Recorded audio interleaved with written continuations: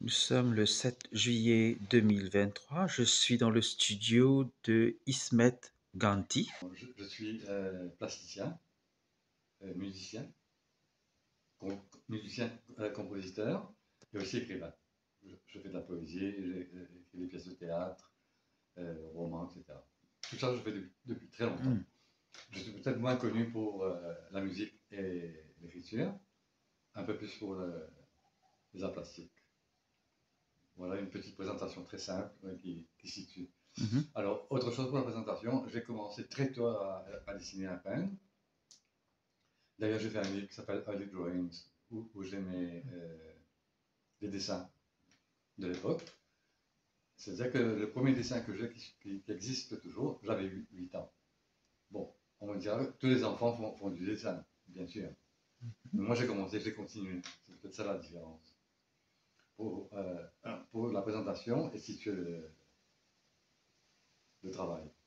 Maintenant, si on veut parler du parcours, euh, donc quand je débute, ma première exposition, c'est en 1970.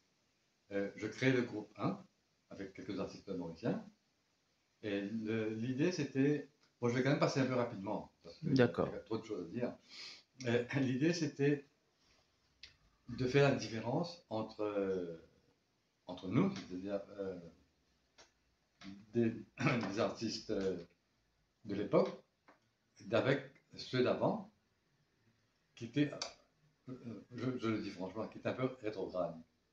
C'est-à-dire fait de la place pour un art qui soit plus contemporain dans le sens du temps, Mhm. pas de l'art contemporain comme on le dit aujourd'hui. Donc ça c'était 1970 avec le groupe 1, qui a vécu sa belle vie, qui a duré 2 ans, et puis chacun est parti de son côté. Il y Bon, avait combien d'artistes on dans ce était groupe? on était à 4, autant que je m'en souvienne. Mhm. Et, et puis quand les autres sont partis, il est resté Yacoub Patel, Mhm. qui quelque temps après est passé en Angleterre, et Firoz s'est joint à nous à ce moment-là. Mhm. Donc, parce que Firoz étant plus jeune que moi, donc j'ai commencé avant lui, ce qui est normal, Mhm. logiquement. Donc le groupe 1, chacun avait sa manière de travailler. Il n'y avait pas une espèce de dictat de dire comment il faut faire. Chacun avait son style. Chacun son style, mais je voulais quand même, je précisais qu'il fallait qu'il fasse l'effort de faire autrement. Mhm. J'étais un peu le leader du groupe. Il y avait quand même une philosophie derrière. Une Ouais, philosophie qui était oui. beaucoup plus peut-être sociétale par rapport Mhm. à Maurice Mhm. que par rapport à vraiment une pensée sur l'art. Bon, moi je l'avais, les autres pas nécessairement, mais chacun faisait comme il voulait. Mhm. Et il y avait un effort, il y avait de l'abstrait, il y avait. Yacoub faisait un peu genre pop art, mais entre deux. Voilà. Donc pour revenir à moi, à cette époque-là, je suis euh, dans, dans le pop art, mais pas manière américaine, plutôt anglaise, et peut-être plus proche des nouveaux réalistes en France. Mhm. C'est-à-dire avec Yves Klein, Mhm. D'accord. euh, Ben, etc. à l'époque, tu étais quand même exposé à tout ça. Hein? Oui, pas par la télévision, c'était surtout par la lecture, parce qu'il y Mhm. avait quand même quelques revues qui arrivaient jusqu'à Maurice. Mhm. Bon, je les cherchais. Et donc, je trouvais. Et puis, il y avait des amis aussi qui revenaient Mhm. d'ailleurs. Oui. Donc, on avait des discussions sur tout ça. Et je ne parlerai pas d'influence. Je n'ai pas été influencé, mais j'ai été quand même admiratif de certains artistes. C'est normal, Mhm. aujourd'hui aussi d'ailleurs. Mhm. Mais ce ne sont pas des influences qui ont marqué ma manière de travailler. Avant 70, c'était Picasso. Donc je travaillais déjà dans un style post-cubiste, Mhm. euh, mais j'ai changé d'un coup pour passer à autre chose parce que j'avais compris qu'il fallait aller plus loin. Euh, donc à ce moment c'est devenu le pop art entre guillemets, je le dis, à ma sauce, quoi, bien sûr. Et, mais déjà quand j'ai commencé là, je parle de différentes périodes de mon travail. Quand j'ai commencé là, il y avait toujours cette envie, ce besoin de travailler sur du matériau, euh, de récupération d'abord, et de pas cher. C'est-à-dire, je peignais sur du carton Mm. et sur du papier journal, avec beaucoup de collage. Et ça, c'est l'influence de Picasso. Non, Non, non. C'est une démarche personnelle, peut-être démarche par personnelle. rapport euh, à travailler dans l'économie des moyens, Mhm, d'une part. Et il y avait aussi une économie d'espace dans le travail. C'est relativement très dépouillé. mhm, Et il y a même des œuvres qui sont faites que de collage. Il n'y a pas de peinture du tout. Donc cette période-là dure quelques années. Ça évolue en même temps, bien sûr. C'est pas statique. Parce que jusqu'à aujourd'hui, je ne travaille jamais sur une exposition. Je travaille en permanence. mhm. Quand arrive l'heure de l'exposition, je choisis les pièces par rapport à un thème, par rapport à un tas, et je montre. Donc de là, je glisse souplement vers l'art conceptuel. Parce qu'il y avait déjà cette préoccupation du concept dans le travail, mais le mode n'était pas à la mode non Mhm. plus. Oui.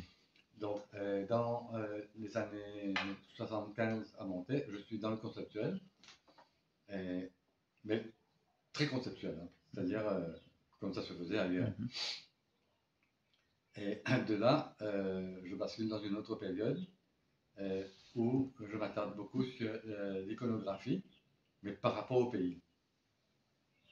Et j'invente, entre guillemets, c'est un bien grand mot, à un moment, une peinture que j'appelle la peinture blues, et où je considère que j'ai pu travailler la structure du blues dans la peinture. Parce que le blues a une structure très particulière dans la musique. mhm. Et en même temps, le blues a les mêmes bases.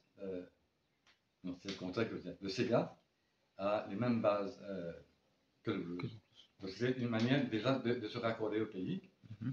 par une iconographie différente, mais riche de la période pop art, conceptuelle, et travailler sur le fond aussi bien que sur la forme. Donc là, ça glisse graduellement et en évoluant bien sûr, avec des choses très différentes, parce que j'ai pas de style en fait. Même si je suis reconnaissable, mais j'ai pas une formule de création comme c'est très souvent le cas. Et c'est voulu, ça. C'est voulu. C'est voulu parce que je considère que il faut mettre tous les moyens possibles, en ce qui me concerne, hein, c'est pas un dictat non plus. Il faut mettre tous les moyens possibles en œuvre par rapport à un concept ou une idée. Donc s'il faut se cantonner dans un style, on risque à un certain moment de ne pas pouvoir faire certaines choses. Donc un thème fini, un sujet terminé, je passe à autre chose, et l'autre chose va influer sur le matériau, sur la manière, sur les dimensions aussi. Donc là, graduellement, cette période, je passe vers des choses plus approfondies sur le thème en fait. Mais comme toujours, le fond et la forme sont toujours très... le débat est très présent dans le travail. Et je commence dans les années 90, ce qui va s'appeler après l'art contemporain. Parce qu'à ce moment-là, en Europe, il y a d'autres mouvements. Aux États-Unis, il y a d'autres mouvements. Euh, pareil pour le Japon, pour l'Inde. Il y a plein de choses qui sont en train de se faire. Donc, je suis dans une période qui n'est pas encore catégorisée art contemporain. Et là, ça ouvre la voie à plein de choses, pour moi, bien sûr.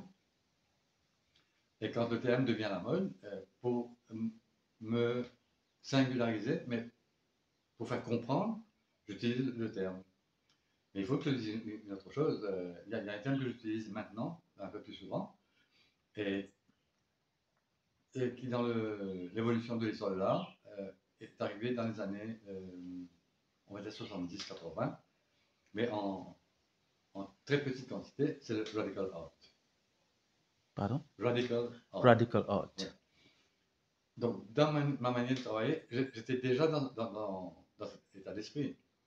Et est-ce que tu peux nous donner une définition de radical art? J'y Oui. arrive. Je passe Mhm, sur les périodes avant pour ne pas faire trop de confusion. mhm, Donc, c'était déjà embryonnaire. Donc, au fil du temps, j'ai développé un peu plus, c'est-à-dire par rapport au thème, par rapport au choix des matériaux, par rapport aux problématiques qui m'interpellent et que je traite. Donc ça m'intéresse. Donc aujourd'hui, je suis dans un art, j'ai même pas envie de dire le mot art, parce que ça veut tellement dire plein de choses et rien du tout en même temps. Je suis dans une démarche de radical art, mais en même temps, en restant euh, pictural, painterly, comme on dit en anglais. Donc je viens à radical art.